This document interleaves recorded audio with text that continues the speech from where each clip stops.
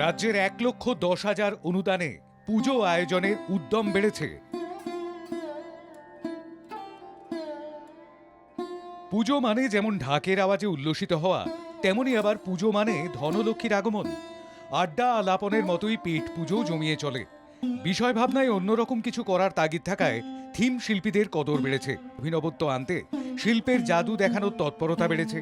ক্ষুদ্র, ছোট ও মাঝারি উদ্যোগ এবং বস্ত্র দপ্তর দ্বারা আয়োজিত হচ্ছে বাংলার তাঁতের হাট। ৪ সেপ্টেম্বর থেকে ২১ সেপ্টেম্বর প্রতিদিন বেলা ১টা থেকে রাত ৯টা পর্যন্ত বইমেলা প্রাঙ্গণ করুণাময়ী সল্ট লেকে বাংলার তাঁতের হাটে পাবেন তাঁতের কিছু অবিশ্বাস্য সৃষ্টি। ক্ষুদ্র, ছোট ও মাঝারি উদ্যোগ এবং বস্ত্র দপ্তর, পশ্চিমবঙ্গ সরকার। পুজো মণ্ডপে শিল্পীদের কারুকাজের মতোই পুজোকে ঘিরে আলোক শিল্পী, শোলা শিল্পী, থিম শিল্পীদের রোজগারের সূত্র সন্ধান মেলে।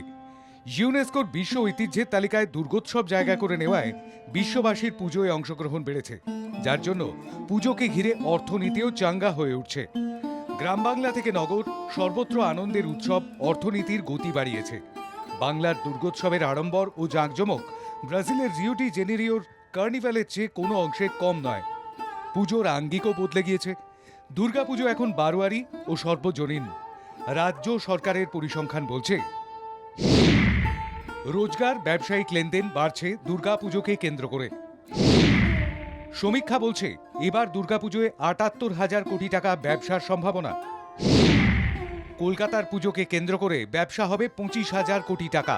ক্ষুদ্র, ছোট ও মাঝারি উদ্যোগ এবং বস্ত্র দপ্তর দ্বারা আয়োজিত হচ্ছে বাংলার তাঁতের হাট। ৪ সেপ্টেম্বর থেকে ২১ সেপ্টেম্বর প্রতিদিন বেলা ১টা থেকে রাত ৯টা পর্যন্ত বইমেলা প্রাঙ্গণ করুণাময়ী সল্ট লেকে বাংলার তাঁতের হাটে পাবেন তাঁতের কিছু অবিশ্বাস্য সৃষ্টি। ক্ষুদ্র, ছোট ও মাঝারি উদ্যোগ এবং বস্ত্র দপ্তর, পশ্চিমবঙ্গ সরকার।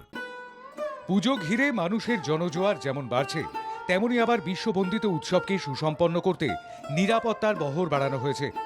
রবিবার মহালয়ার দিন থেকেই ভিড় সামলাতে প্রস্তুত কলকাতা পুলিশ। বিশ্বজনীন উৎসবের নিরাপত্তার বাড়তি নজরদারিতে আইনের রক্ষকরা।